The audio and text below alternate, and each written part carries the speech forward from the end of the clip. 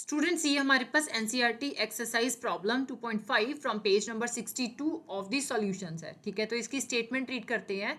A solution of glucose in water is labelled as 10% weight by weight. What would be the molality and mole fraction of each component in the solution? If the density of solution is 1.2 gram per ml, then what shall be the molarity of the solution? आपके पास एक 10% weight by weight का glucose solution given है जो कि आपने water में बनाया है, राइट। आपसे बोला गया है कि आपने पहले तो उसकी मोलैलिटी बतानी है, ठीक है, और बाद में mole fraction of each component बतानी है। That means mole fraction of glucose and mole fraction of water बतानी है। ओके, एंड नेक्स्ट क्वेश्चन है कि अगर आपके पास डेंसिटी ऑफ सोल्यूशन जो है वो 1.2 ग्राम पर ml है, तो बताओ कि उसकी मोलैरिटी क्या होगी। दैट मीन्स कि हमने मोलैलिटी, मोल फ्रैक्शन और मोलैरिटी तीनों चीजें बतानी है, राइट। तो पहले हम मोलैलिटी देखते हैं, राइट। मोलैलिटी के लिए फॉर्मूला क्या होगा? Number of moles of solute, ठीक है, सॉल्यूट यहाँ पे ग्लूकोज है, divided by total mass of solvent. Solvent यहाँ पे हम वाटर ले रहे हैं, इन केजी। हमें पहले number of moles of solute देखने हैं, ठीक है। तो गिवन वैल्यूज देखते हैं। हमारे पास बोला गया है कि ग्लूकोज इन वाटर जो है वो 10% वेट बाय वेट है, जिसका मतलब क्या है कि मैं अगर 100 ग्राम का सोल्यूशन मान के चलती हूँ तो उसमें 10 ग्राम जो है मेरे पास ग्लूकोज प्रेजेंट है। So you can write 10% weight by weight of glucose means 10 gram of glucose in 100 gram of solution। ठीक है, कि हमारे पास जो सोल्यूशन प्रेजेंट है उसमें 10 ग्राम ग्लूकोज है। सो मास ऑफ सॉल्वेंट कितना हो जाएगा? Mass of solvent equal to 100 gram का सोल्यूशन है माइनस सॉल्यूट का वेट, 100 में से 10 माइनस करोगे so you'll have 90 gram, right. Now पहले हमने फाइंड आउट क्या करना है? हमने मोलैलिटी फाइंड आउट करनी है, ठीक है। तो total number of moles of solute देखने हैं। So number of moles of solute equal to actual mass over molar mass. अब एक्चुअल मास हमारे पास कितना गिवन है? 10 ग्राम सोल्यूट का, ठीक है। मोलर मास हम फाइंड आउट कर सकते हैं। Molar mass equal to atomic masses जो हैं वो हम ऐड कर देंगे तो मोलर मास आ जाएगा, ठीक है। तो हमारे पास जो फॉर्मूला होता है ग्लूकोज का दैट इज C6H12O6, राइट। तो atomic mass of carbon 12 gram per mole, 6 atom है तो इंटू 6 हो जाएगा, plus atomic mass of hydrogen 1 gram per mole into 12, plus oxygen 16 gram per mole into 6, 12 into 6 72 gram per mole,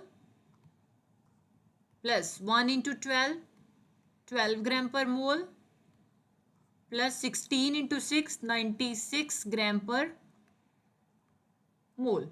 so 72 plus 12 plus 96 180 gram per मोल आ गया, right.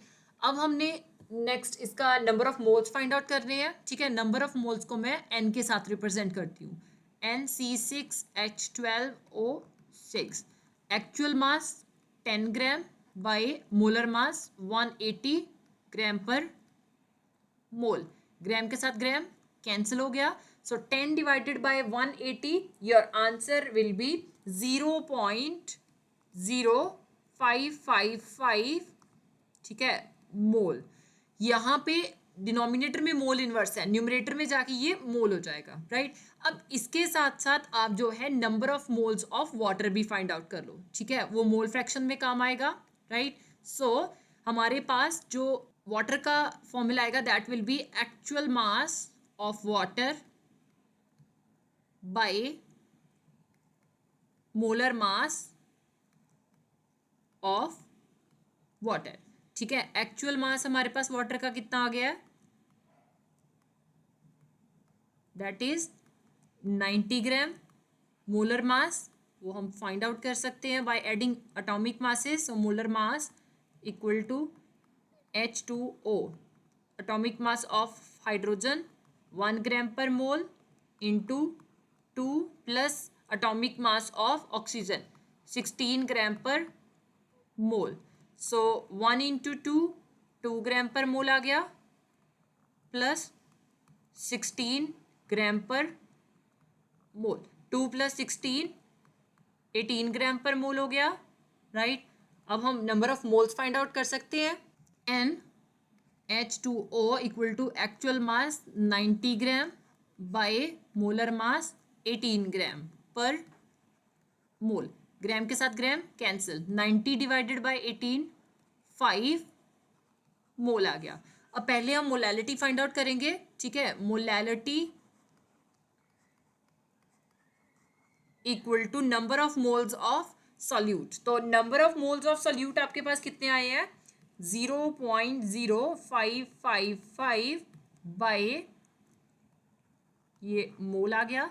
Total mass of solvent in KG, ठीक है। अब हमारे पास जो solvent है इसका जो आपने एक्चुअल मास फाइंड आउट किया है वो ग्राम में किया है, तो हम क्या करेंगे, हम इसको केजी में कन्वर्ट करेंगे, राइट। सो अगर मैं देखूं तो मेरे पास 1 केजी जो है वो 1000 ग्राम की इक्वल आता है, और 1 ग्राम जो है वो 1/1000 केजी आ जाएगा, राइट। सो यहाँ पे मैं वैल्यू पुट करूंगी 90/1000 केजी आ गया, right. So 90/1000 that will be 0.090, right, that is KG, okay. अब हमने यहाँ पे वैल्यूज पुट करनी है। सो 0.0555 डिवाइडेड बाय 0.090 केजी। तो जब आपने 0.0555 को 0.090 के साथ डिवाइड किया, योर आंसर विल बी 0.617 मोल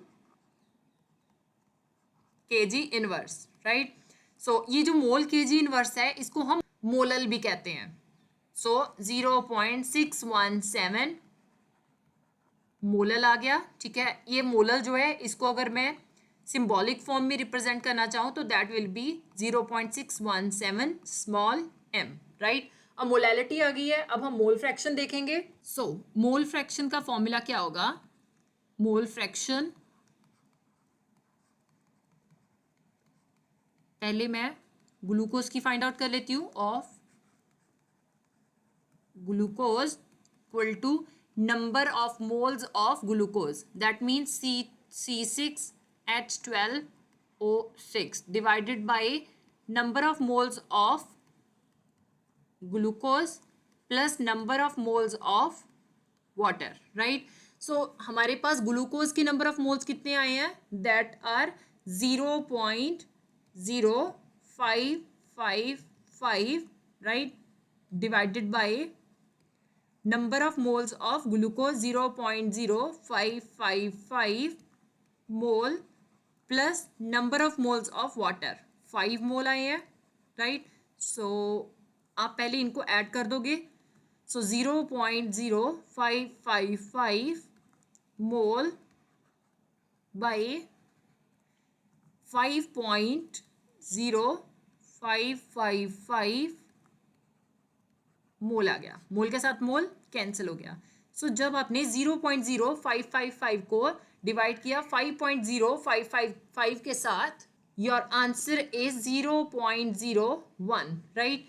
अब ये हमारे पास मोल फ्रैक्शन आ गई है ग्लूकोज की, right. So mole fraction of water जो है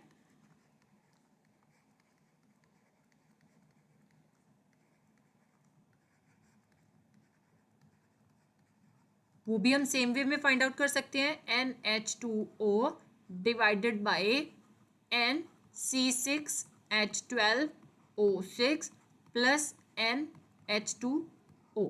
अब NH2O 5 मोल है, ठीक है, number of moles of water divided by number of moles of glucose 0.0555 mole plus 5 mole, right.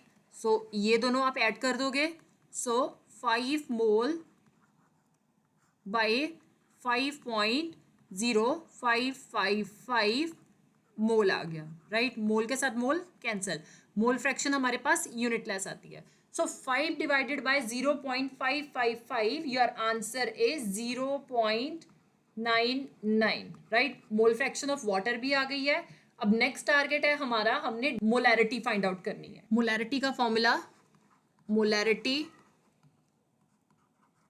Equal to number of moles of solute, solute यहाँ पे glucose है, divided bye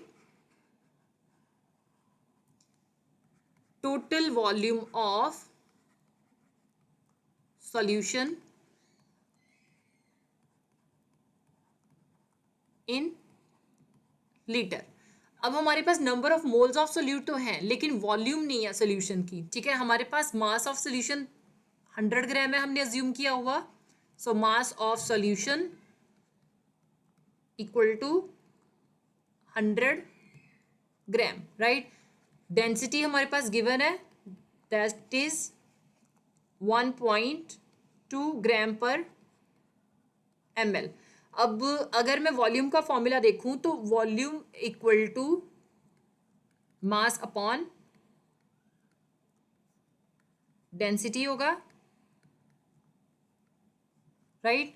so mass is 100 gram by density 1.2 gram per ml। ग्राम के साथ gram cancel हो गया।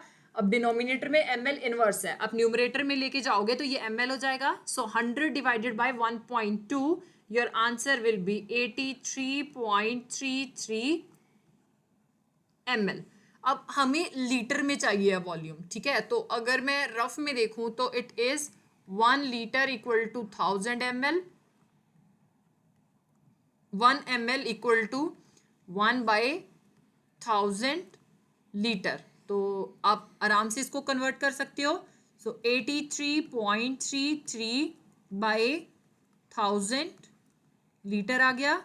So it is 0.08333 litre आ गया, ठीक है। अब हम मोलैरिटी जो है निकाल सकते हैं। So molarity equal to number of moles of solute, solute यहाँ पे ग्लूकोज है तो उसी के मोल्स चलेंगे, 0.0555 मोल आगे bye total volume of solution in litre 0.08333 आ गया, राइट। सो ये लीटर।